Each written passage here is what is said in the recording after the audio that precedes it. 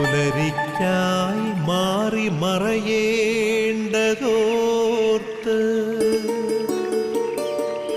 ചന്ദ്രനക്ഷത്രാദികൾ വിതുമ്പുമ്പോൾ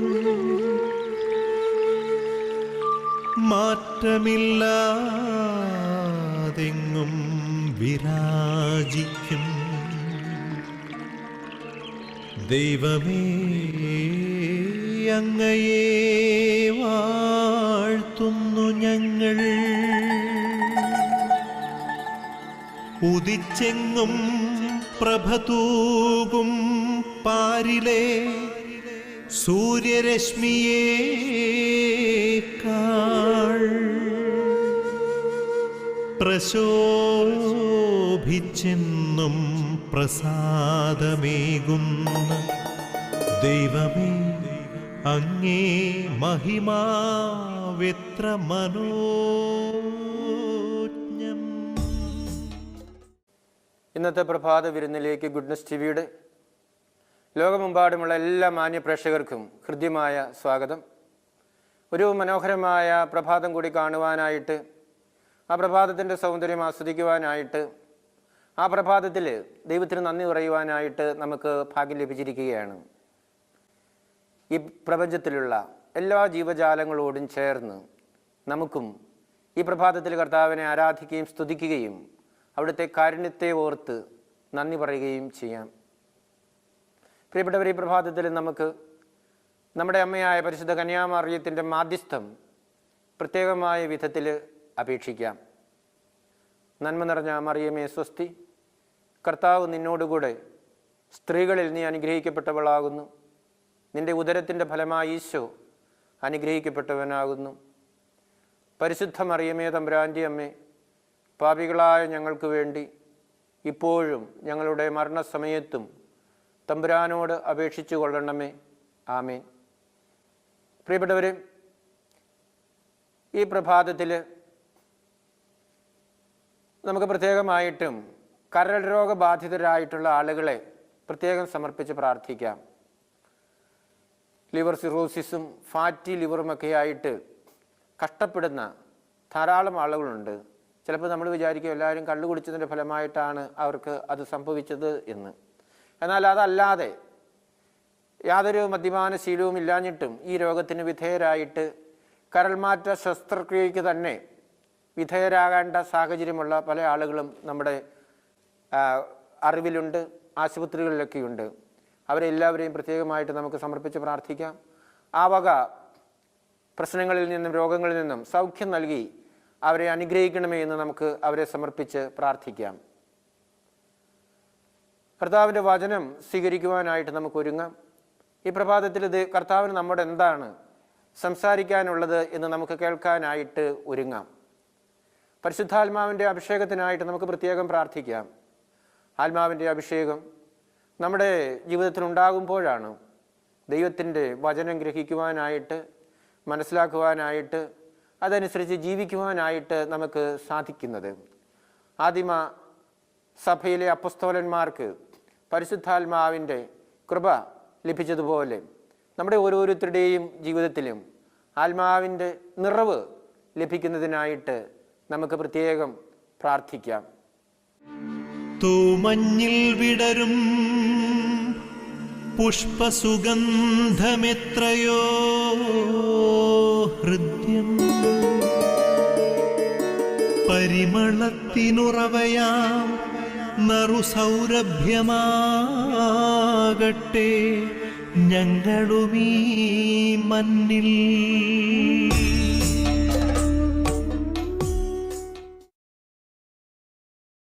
ഇന്ന ദിവസം പ്രത്യേകമായിട്ട് നമുക്ക് യാക്കോബ് ശ്ലീഹ എഴുതിയ ലേഖനം 2-ാം അധ്യായം 14 മുതൽ 17 വരെയുള്ള വചനങ്ങൾ വായിച്ച് ധ്യാനിക്കാം. എൻ്റെ സഹോദരരെ, വിശ്വാസമുണ്ടെന്ന് പറയുകയും പ്രവൃത്തിയില്ലാതിരിക്കുകയും ചെയ്യുന്നവന് എന്തു മേന്മയാണുള്ളത്? ഈ വിശ്വാസത്തിന് അവനെ രക്ഷിക്കുവാൻ കഴിയുമോ? ഒരു സഹോദരനോ സഹോദരിയോ ആവശ്യത്തിന് വസ്ത്രമോ ഭക്ഷണമോ ഇല്ലാതെ കഴിയുമ്പോൾ നിങ്ങളിൽ ആരെങ്കിലും ശരീരത്തിന് ആവശ്യമായത് അവർക്ക് കൊടുക്കാതെ സമാധാനത്തിൽ പോവുക, തീ കായുക, വിശപ്പടക്കുക എന്നൊക്കെ അവരോട് പറയുന്നെങ്കിൽ അതുകൊണ്ട് എന്തു പ്രയോജനം? പ്രവൃത്തികൾ കൂടാതെയുള്ള വിശ്വാസം അതിൽ തന്നെ നിർജീവമാണ്. യാക്കോബ് ശ്ലീഹ വലിയ ഒരു സന്ദേശം നമ്മുടെ മുമ്പിൽ വെക്കുകയാണ്. പ്രവൃത്തികൾ കൂടാതെയുള്ള വിശ്വാസം മൃതമാണ് എന്ന്. വിശ്വാസം പ്രവൃത്തിയിലൂടെ പുറത്തേക്ക് വരേണ്ട ഒന്നാണ് എന്നാണ് യാക്കോബ് ശ്ലീഹ പറഞ്ഞു വെക്കുന്നത്. നമ്മുടെ പ്രവൃത്തികൾ കാണുമ്പോൾ മറ്റുള്ളവർക്ക് അവനൊരു വിശ്വാസിയാണ് എന്ന ബോധ്യത്തിലേക്ക് കടന്നു വരുന്നതിനായിട്ട് സാധിക്കണം.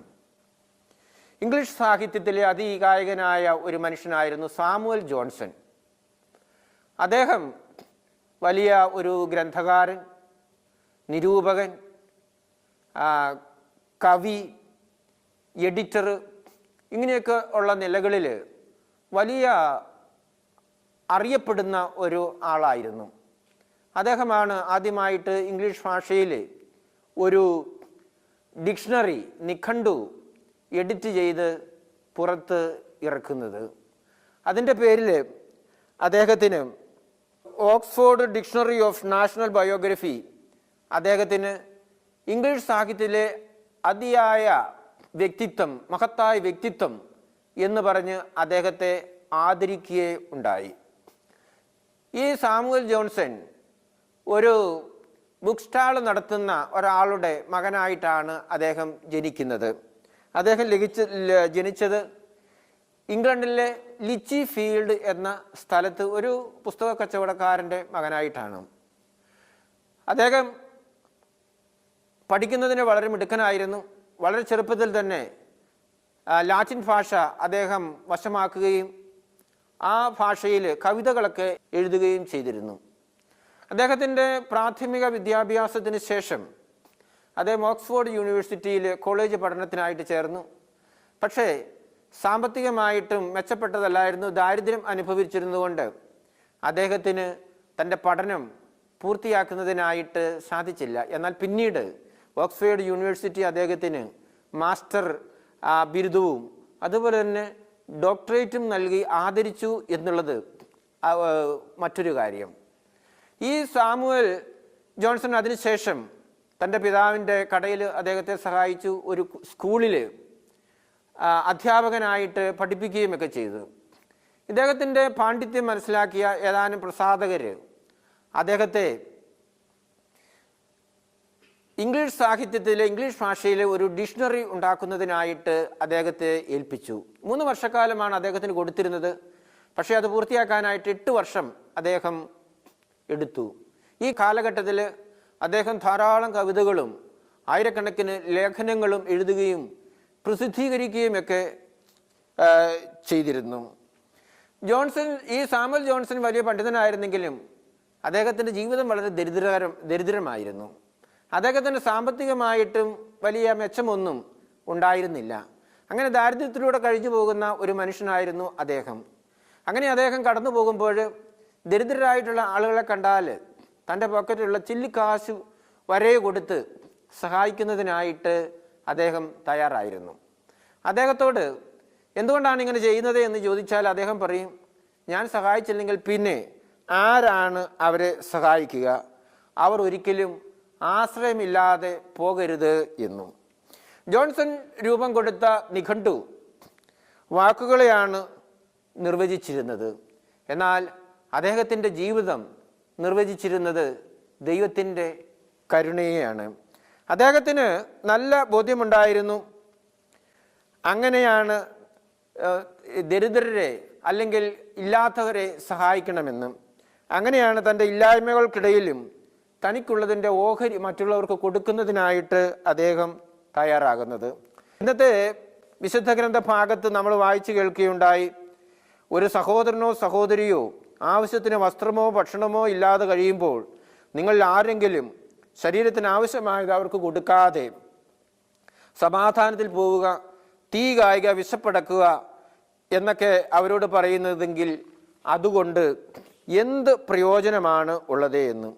ഇക്കാര്യം വളരെ വ്യക്തമായിട്ട് മനസ്സിലാക്കിയ ഒരു വ്യക്തിയായിരുന്നു ഈ സാമുവൽ ജോൺസൺ. തന്മൂലമാണ് തൻ്റെ ദാരിദ്ര്യം കണക്കാക്കാതെ മറ്റുള്ളവരെ സഹായിക്കുന്നതിന്, സമ്പന്നരാക്കുന്നതിന് അയാൾ തയ്യാറായത്. ദരിദ്രരെ സഹായിക്കേണ്ടി വരുമ്പോൾ എന്താണ് നമ്മുടെ നിലപാടെന്ന് പരിശോധിച്ചു നോക്കുന്നത് നല്ലതാണ്.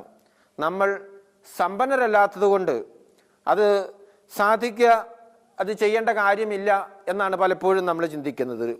ദരിദ്രരെ സഹായിക്കുന്നതിന് നാം സമ്പന്നരായിരിക്കണമെന്നൊന്നും യാതൊരു നിർബന്ധവുമില്ല.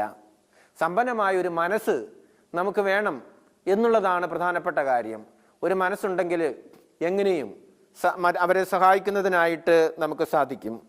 മറ്റുള്ളവർ നമ്മുടെ മുൻപിൽ കൈനീട്ടുമ്പോൾ നാം ഇല്ലെങ്കിലും അവരെ മറ്റാരെങ്കിലും സഹായിക്കും എന്നാണ് പലപ്പോഴും നമ്മൾ ചിന്തിക്കുന്നത്. എന്നാലും നമ്മൾ ഓർക്കണം, അവർ കൈനീട്ടുന്നത് മറ്റുള്ളവരുടെ മുൻപിലല്ല, നമ്മുടെ മുൻപിലാണ് നീട്ടുന്നത് എന്ന്. അപ്പോൾ നാം തന്നെയല്ലേ സാധിക്കുന്ന വിധത്തിൽ അവരെ സഹായിക്കേണ്ട ആളുകളെന്ന് നമ്മൾ ഓർക്കുക. ജീവിതത്തെ നിർവചിക്കാൻ നാം സാധാരണ ഉപയോഗിക്കുന്ന അളവുകോല് പണവും പ്രൗഢിയുമൊക്കെയാണ്. എന്നാൽ അവയേക്കാളൊക്കെ അധികമായിട്ട് നമ്മുടെ ജീവിതത്തെ നിർവചിക്കേണ്ടത് കരുണയുടെ അളവുകോൽ ഉപയോഗിച്ചുകൊണ്ടാണ് എന്നാണ് സാമുവൽ ജോൺസന്റെ ജീവിതം നമ്മെ പഠിപ്പിക്കുന്നത്. അദ്ദേഹത്തിൻ്റെ പാണ്ഡിത്യം ഭാഷയിൽ മാത്രമായിരുന്നില്ല, കരുണയിലും അദ്ദേഹം പ്രഗത്ഭനായിരുന്നു, പണ്ഡിതനായിരുന്നു. പ്രിയപ്പെട്ടവരെ, ഈ സാമുവൽ ജോൺസന്റെ മാതൃക നമുക്കും നമ്മുടെ ജീവിതത്തിൽ അനുകരിക്കുന്നതിനായിട്ട്, സ്വീകരിക്കുന്നതിനായിട്ട് തയ്യാറാകാം. ആബാ പിതാവേ, സ്നേഹാഗ്നിയാൽ ജ്വലിക്കട്ടെ മക്കളാ ഞങ്ങളെല്ലാം.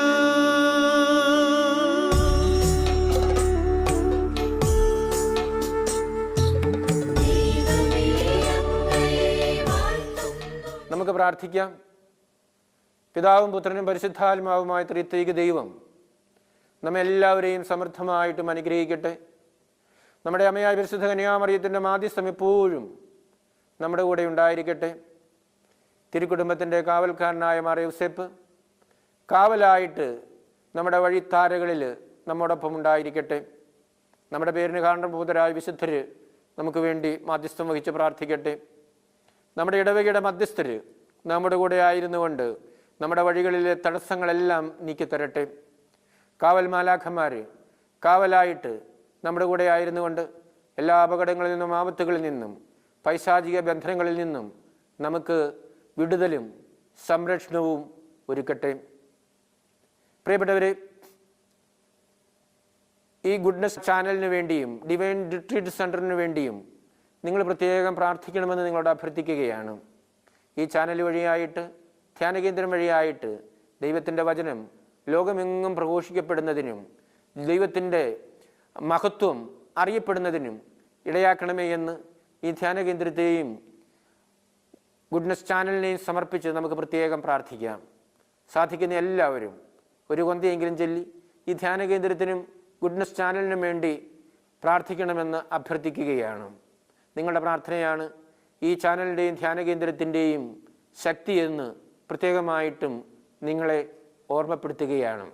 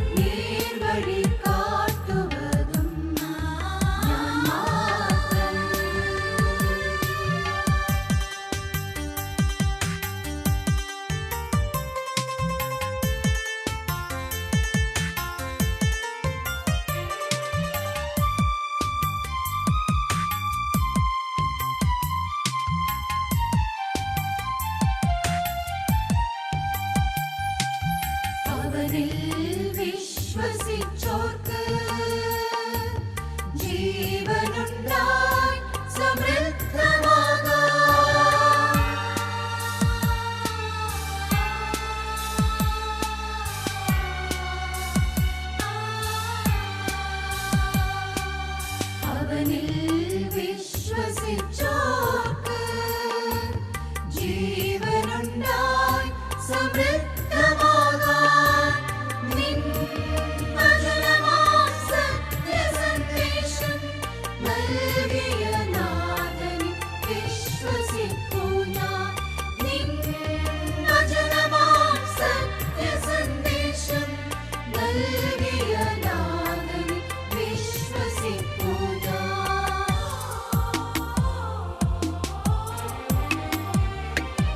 ഞാനാണു ദൈവം, ഞാനാണു മാർഗ്ഗം, നേർവഴി കാട്ടുവതും ഞാൻ മാത്രം. ഞാനാണു ദൈവം, ഞാനാണു മാർഗ്ഗം, നേർവഴി കാട്ടുവതും ഞാൻ മാത്രം. വഴിയും സത്യവും ജീവനും ഞാനല്ലോ. വഴിയും സത്യവും ജീവനും ഞാനല്ലോ. വിശ്വസിക്കൂ മകനേ, വിശ്വസിക്കൂ മകളേ, വിശ്വസിക്കൂ മകനേ, വിശ്വസിക്കൂ മകളേ, വിശ്വസിക്കൂ മകനേ, വിശ്വസിക്കൂ മകളേ. കർത്താവിൻ്റെ ആശീർവാദം സ്വീകരിക്കുന്നതിനായിട്ട് നമുക്ക് നമ്മുടെ ശിരസ്സ് നമിക്കാം. നമ്മുടെ കർത്താവ് യേശു മിശിഹായുടെ കൃപയും പിതാവായ ദൈവത്തിൻ്റെ സ്നേഹവും പരിശുദ്ധാത്മാവിൻ്റെ സഹവാസവും നാം എല്ലാവരോടും കൂടെ ഉണ്ടായിരിക്കട്ടെ, ഇപ്പോഴും എപ്പോഴും എന്നേക്കും. ആമീൻ. പ്രിയപ്പെട്ടവരെ, ഈ പ്രഭാതത്തിൽ ഈ വിരുന്നിൽ എന്നോടൊപ്പം പങ്കുചേർന്ന നിങ്ങൾക്കെല്ലാവർക്കും ഞാൻ ഹൃദയപൂർവ്വം നന്ദി പറയുകയാണ്.